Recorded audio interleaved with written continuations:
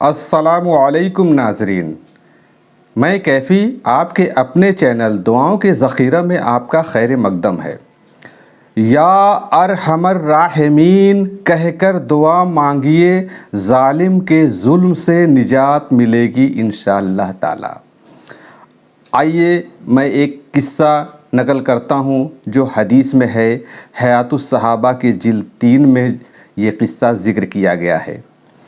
حضرت لیث بن سعد رحمۃ اللہ علیہ کہتے ہیں، مجھے یہ بات پہنچی ہے کہ حضرت زید بن حارثہ رضی اللہ تعالیٰ عنہ نے اپنا واقعہ اس طرح سنایا کہ میں نے طائف میں ایک آدمی سے کرائے پر کھچر لیا۔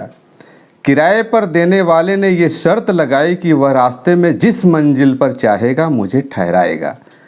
چنانچہ وہ مجھے ایک ویرانے کی طرف لے کر چل پڑا اور وہاں پہنچ کر اس نے کہا، یہاں اتر جاؤ۔ میں وہاں اتر گیا تو دیکھا کہ بہت سے لوگ وہاں مرے پڑے ہیں، بہت سے لوگ قتل ہوئے پڑے ہیں۔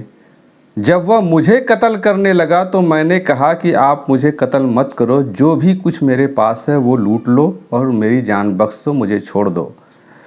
لیکن وہ نہیں مانا، بولا کہ میں تمہارا سامان بھی لوں گا اور تمہیں قتل بھی کروں گا۔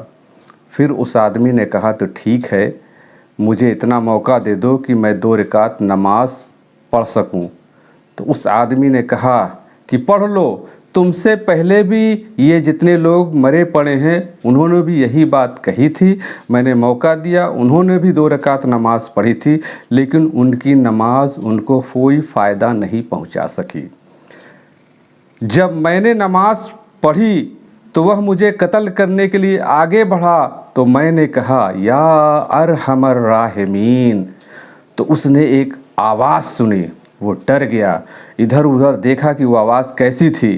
تلاش کرنے کے بعد پھر واپس آیا، اسے کوئی دکھائی نہ دیا۔ پھر وہ دوبارہ مجھ پر مارنے کے لیے چڑھ دوڑا۔ پھر میں نے کہا، یا ارحم الراحمین۔ پھر میں نے تیسری مرتبہ کہا، یا ارحم الراحمین۔ اس طرح 3 مرتبہ ہوا۔ پھر اچانک گھوڑے پر ایک سوار نمودار ہوا۔ ایک گھوڑے پر گھڑ سوار نظر آیا جس کے ہاتھ میں ایک نیزہ تھا، جس کے کونے سے ایک شعاع نکل رہی تھی، شعلہ نکل رہا تھا۔ اس سوار نے اس کو اس زور سے نیزہ مارا کہ پار ہو کر کی کمر کی طرف سے نکل گیا اور وہ مر کر زمین پر گر گیا۔ پھر مجھ سے کہا، اس آدمی نے جو گھوڑے پر سوار ہو کر آیا تھا، اس آدمی نے مجھ سے کہا، جب تم نے پہلی مرتبہ یا ارحم الراحمین کہا تھا تو میں 7ویں آسمان پر تھا، اور جب تم نے دوبارہ پکارا تو میں زمین آسمان پر آ گیا تھا، مطلب دنیاوی آسمان پر آ گیا تھا، اور جب تم نے تیسری مرتبہ پکارا تو میں تمہارے پاس آ گیا اور اس آدمی کو جو ڈاکو تھا اس کو مار دیا۔ ناظرین، اس سے یہ پتہ چلتا ہے کہ اگر ظالم کے ظلم سے بچنا ہے تو یا ارحم الراحمین کہہ کر کے اگر دعا مانگی جائے تو انشاءاللہ تعالی اللہ ضرور قبول کریں گے، جیسے ان آدمی کے لیے اللہ نے فرشتے کو 7ویں آسمان سے زمین پر بھیج دیا مدد کرنے کے لیے۔ تو ناظرین، حیات الصحابہ کے جلد 3 میں یہ قصہ ذکر کیا گیا ہے، نقل کیا گیا ہے۔